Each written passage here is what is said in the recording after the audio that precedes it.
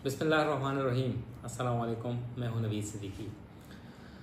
मुल्क में जब भी बहस होती है, 2, 4, 5 लोग आपस में बैठे होते हैं तो वो हमेशा इस्टेब्लिशमेंट के ऊपर, सियासतदानों के ऊपर, फौजी और जो मिलिट्री ब्यूरोक्रेसी है या बाकी जो फोर्सेस की ब्यूरोक्रेसी, इसके ऊपर बहुत तनकीद करती है। मगर सबसे ख़तरनाक तरीन जो बात है इस मुल्क के लिए वो सिविलियन ब्यूरोक्रेसी की करप्शन है।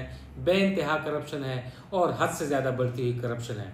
एक बहस शुरू हो गई है इस वक्त और ख्वाजा आसिफ जो कि डिफेंस मिनिस्टर हैं, पॉलिटिशियन हैं, 76 साल के हो गए हैं। उन्होंने गुज़िश्ता 4-5 रोज़ के दौरान एक हरज़त सराई शुरू की हुई है, तनकीद शुरू की हुई है अपने ट्विटर अकाउंट के ऊपर, अपने बयानात के ज़रिए सिविल ब्यूरोक्रेसी को शदीद तनकीद का निशाना बना रहे हैं। क्या होने जा रहा है इस हवाले से आपको बताएंगे। क्या क्रैक डाउन शुरू किए जाने का इम्कान है सिविलियन ब्यूरोक्रेसी के खिलाफ। सिविलियन ब्यूरोक्रेसी के जो अखराजात हैं उस हवाले से क्या अल्ले तल्ले हैं उनके, कितनी करप्शन वो करते हैं, किस किस की जो नेशनलिटी, डुअल नेशनलिटी है, कहाँ कहाँ पर है, उस हवाले से तमाम तर आपको तफसीलात से आगाह करेंगे। मगर सबसे बड़ी एक बात यह है कि ये बहस उस वक्त शुरू हुई जब एक हफ्ते पहले सियालकोट के ADCR को गिरफ्तार किया गया और कहा जाता है कि वो ख्वाजा आसिफ साहब के जो वज़ीर दिफा है, PMLN के लीडर हैं बहुत बड़े, उनके दस्त राज थे और काफ़ी उनके ऊपर तनकीद की जा रही है कि वो ATM मशीन भी थे उनके लिए। मगर ख्वाजा आसिफ साहब बहुत सीनियर पॉलिटिशियन हैं, बहुत अच्छे इंसान हैं। उन्होंने इस बात की तरदीद की है और ये भी कहा है कि उन्होंने जो है एहतजाजन इस्तीफ़ा नहीं दिया। ये बातें सामने आई थी कि मरियम नवाज साहिबा CM पंजाब ने ADCR को बावजूद इसके कि पता था कि वो ख्वाजा आसिफ साहब के बंदे हैं, उन्हें बदल दिया और उनसे कंसल्ट भी नहीं किया, जिसकी वजह से उन्होंने इस्तीफ़ा दे दिया है। और फिर नवाज शरीफ के साथ जो सुप्रीमो हैं PMLN के, उनसे जब ख्वाजा आसिफ की मुलाकात हुई तो और तस्वीर एक वाज़ेह हुई और ख्वाजा आसिफ साहब ऐसे ज़रा नहीफ किस्म के बैठे हुए हैं, नाराज़, तो उसके बाद ये चेमे गोइयाँ शुरू हो गई कि ख्वाजा आसिफ साहब ने इस्तीफ़ा दे दिया है वजारत दिफा से और वो PMLN से नाराज़ हैं, वज़ीर आज़म से, चीफ मिनिस्टर से, नवाज शरीफ से, और उनका एक बयान सामने आ गया है गुज़िश्ता रोज़ कि उन्होंने इस्तीफ़ा नहीं दिया। चलो ये बात तो ठीक है, मगर ये एक बात सामने जो करप्शन की आई है कि ADCR की करप्शन, उनके पास लैंड क्रूज़र कहाँ है, उनके पास करोड़ों रुपए की रिकवरी भी हुई है, वो बाहर बच्चों के साथ जाते हैं, लेजर ट्रिप्स के ऊपर टूरिज्म करते हैं, करोड़ों कमाए हैं, बहुत ज़्यादा घर हैं उनके, करोड़ों तो कुछ भी नहीं, अरबों की उनकी प्रॉपर्टी है, ADCR हैं, ज़ाहिर रेवेन्यू उनके पास है। वो भी सियालकोट एक बहुत बड़ा हब है इंडस्ट्रियल, और वहाँ पर एक इंडस्ट्रियलिस्ट ने उनकी शिकायत की है। CA कंपनी के मालिक हैं, कोई हाउसिंग सोसाइटी थी वहाँ पर बन रही थी, हाउसिंग सोसाइटी को एक NOC दे दिया था, दूसरा NOC नहीं दिया, उसके ऊपर काफ़ी ले दे हुई और उसके ऊपर पैसे देने के बावजूद, बहुत बड़ी भारी रिश्वत ब्राइबरी देने के बावजूद ADCR ने NOC जारी नहीं किया, जिसके बाद मुबैना तौर पर CA कंपनी के जो मालिक हैं उन्होंने अपने कुछ इंडस्ट्रियलिस्ट के साथ एक डेलीगेशन लेके गए चीफ मिनिस्टर पंजाब मरियम नवाज के पास और उन्होंने वहाँ पर शिकायत की, जिसके बाद ADCR को तब्दील कर दिया गया और ख्वाजा आसिफ साहब नाराज़ हो गए और ख्वाजा आसिफ साहब ने फिर ट्वीट्स शुरू कर दी सिविलियन ब्यूरोक्रेसी की करप्शन के हवाले से।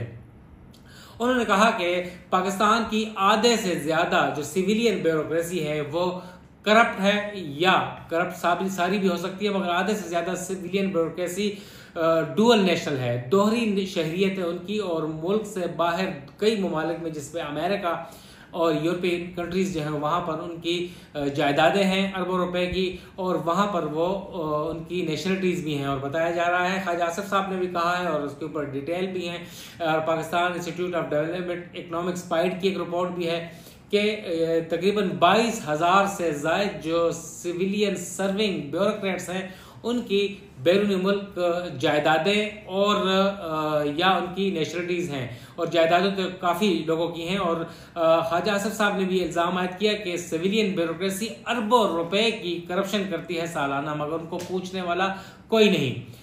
मिलिट्री ब्यूरोक्रेसी के ऊपर, फौज के ऊपर तनकीद होती है, सियासतदानों के ऊपर बहुत बड़ी किताबें लिखी जाती हैं, मिलिट्री ब्यूरोक्रेसी इस्टेब्लिशमेंट के ऊपर किताबें लिखी जाती है करप्शन, मगर उनका एहतसाब है। फौज के अफसरान का, फौज के अंदर जो एहतसाब का अमल मजबूत है, उनको सजाएं मिलती हैं। रिसेंट पास में हमने देखा कि जर्नलों को पकड़ा गया, उनका एहतसाब हुआ, उनका जो फील्ड कोर्ट मार्शल जनरल में उन्हें सजाएं हुई और उनको अब उनका ट्रायल हो रहा है कुछ लोगों का, मगर ज़्यादातर चीज़ें पब्लिक नहीं की जाती, उनका एहतसाब मजबूत है। मगर क्या सिविलियन ब्यूरोक्रेसी का एहतसाब होता है? FIA देख लें, नेशनल अकाउंटेबिलिटी देख रहे हैं, इंटेलिजेंस ब्यूरो देख लें, कोई भी इनका एहतसाब सिविलियन ब्यूरोक्रेसी का नहीं करता। अरबों रुपए की करप्शन हो जाती है, मगर बताया जाता है ज़राए के मुताबिक कि NAP और FIA और दीगर इंटेलिजेंस ब्यूरो के अफसरान खुद डुअल नेशनल हैं, खुद इन किस्म की एक्टिविटीज़ में हैं, वो क्या एहतसाब करेंगे। एस्टेब्लिशमेंट डिवीजन के सेक्रेटरी के बारे में कहा गया है कि वो खुद डुअल नेशनल है, वो डुअल नेशनल जो सर्विंग ऑफिसर हैं उनके खिलाफ क्या एक्शन लेंगे। ये तो आई बात डुअल नेशनलिटी की। अरबों रुपए की जो करप्शन होती है, ख्वाजा आसिफ साहब ने अपने ट्वीट में ये भी कहा था कि एक्स ब्यूरोक्रेट थे, एक्स CM पंजाब बुजदार के जो प्रिंसिपल ऑफिसर थे, और उनके बारे में कहा गया है कि 4 अरब रुपए की उन्होंने सिर्फ सलामी ली थी, कैश प्राइजेस, गाड़ियां और दीगर चीज़ें अपनी बेटी की शादी में, और उन्होंने अब रिटायर्ड लाइफ गुजार रहे हैं, बैरून मुल्क डुअल नेशनल थे और अरबों रुपए की करप्शन करके गए। ये तो एक मिसाल दी है, इसके अलावा दीगर कई मिसालें आप देख लें। ये सिर्फ ADCR तो एक छोटा सा मोहरा है। आप अंदाजा करें कि DC क्या होगा, DCRO क्या होगा, कमिश्नर किस लेवल पे होगा, सेक्रेटरी, चीफ सेक्रेटरी किस लेवल पे होगा, और वफाकी सेक्रेटरी किस लेवल पे होगा, डेवलपमेंट एजेंसीज के जो CDA के, LDA के या दीगर PDA के जो चेयरमैन हैं, DGs हैं, वो कितनी करप्शन करते होंगे। चीफ इंजीनियर करप्शन के ऊपर अंदाजा करें कि PWD बंद हो गया है और CDA करप्शन के ऊपर बंद होने जा रहा है, होना चाहिए। इसके अलावा दीगर काफ़ी इदारे हैं। इस्लामाबाद में हम आपकी बात करें, सूबों को तो छोड़ दें, CNW के सेक्रेटरी जो है पंजाब या खैबर पख्तूनख्वा के 50-50 करोड़ रुपए, 30-30 करोड़ रुपए उसकी जो है करप्शन के लिए करते हैं, और उनकी अपॉइंटमेंट के लिए या पोस्टिंग के लिए ये रेट है। आप इस्लामाबाद में आ जाए, इस्लामाबाद में एक आम सा डायरेक्टर यहाँ ले लें, CDA का ले लें, मैं बताऊंगा, या हाउसिंग फाउंडेशन का ले लें, करोड़ों रुपए की वहाँ पर उसकी जो भत्ता दिया जाता है और उसकी पोस्टिंग के ये वो है। तो ये छोटी छोटी चीज़ें हैं। ये तो एक ADCR की एक छोटी सी करप्शन सामने आई थी, और बताया जा रहा है कि एक पाइट की रिपोर्ट भी थी, और कुछ जराए के मुताबिक कि 869 मिलियन रुपये सिर्फ एक ब्यूरोक्रेट के ऊपर सालाना खर्चा होता है, और टॉप ब्यूरोक्रेट के ऊपर उनकी गाड़ियां मुफ्त दो मोनेटाइजेशन के बावजूद, उसके टॉप क्लास का जो उनका फर्नीचर होता है, उनके बिल सारे फ्री हैं, उनकी मेडिकल सारी फ्री है। 869 मिलियन का वो है। इसके अलावा दोहरी शहरियत के बारे में बता दिया कि इस किस्म के। तो अब होने क्या जा रहा है, गुज़िश्ता रोज़ भी वज़ीर आज़म शहबाज शरीफ, मियां नवाज शरीफ, मरीम नवाज और ख्वाजा आसिफ ने एक अहम मीटिंग की है मरी में।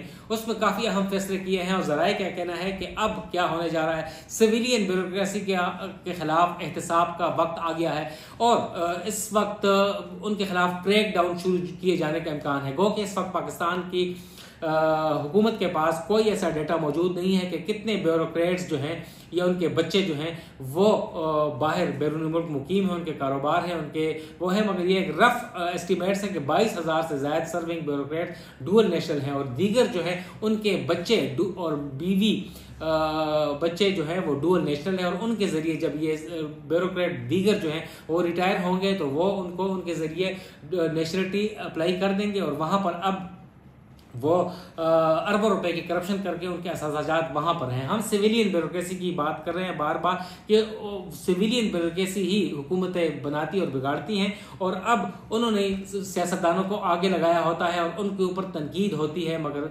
सिविलियन ब्यूरोक्रेसी को पूछने वाला कोई नहीं है। और ख्वाजा आसिफ ने अब तबल जंग बजा दिया है, और इम्कान यही है कि सिविलियन ब्यूरोक्रेसी के खिलाफ क्रैक डाउन शुरू होने वाला है, उनकी करप्शन के छट्टे बट्टे शुरू होने वाले हैं।